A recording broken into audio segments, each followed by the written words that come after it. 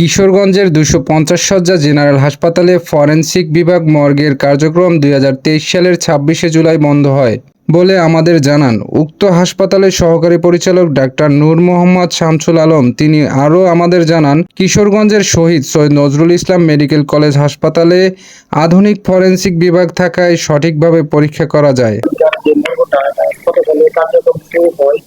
এবং লাস্ট কত সালে এসে এটা কার্যক্রম বন্ধ হয় বা কেন এটা বন্ধ হলো আমাদের আলহাজ্জা জেলা সদর হাসপাতাল কিশোরগঞ্জ দীর্ঘদিন একটা পুরনো হাসপাতাল, ঐতিহ্যবাহী পুরনো হাসপাতাল এবং রাস্তার মোড়ে হার্ট অফ দ্য সিটি শহরের প্রাণকেন্দ্রে অবস্থিত।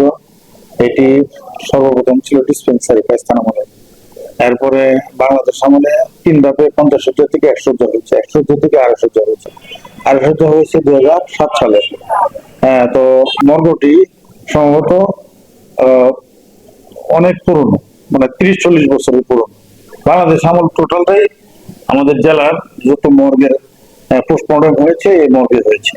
বিল্ডিংটি কবে হয়েছে আমি জানি না, তবে আমাদের মর্গের কার্যক্রম দীর্ঘদিনের এবং আমাদের এই মৃত বডির যে পরীক্ষা পোস্টমর্টম যেটা বলে, এটা গত বছর 2023 সালে 26শে জুলাই শহীদ নজরুল মেডিকেল কলেজে আমাদের জেলা স্বাস্থ্য কমিটি এটাতে ট্রান্সফার করেছে সঙ্গত কারণে। কারণ ওখানে এক্সপার্টগণ আছেন, যথাযথ সুন্দর রিপোর্ট দিতে পারেন, সঠিক রিপোর্ট দিতে পারেন এবং ইহা আইনসম্মত বিধিসম্মত, যারা সিভিল সার্জন মহোদয় বিস্তারিত জানেন।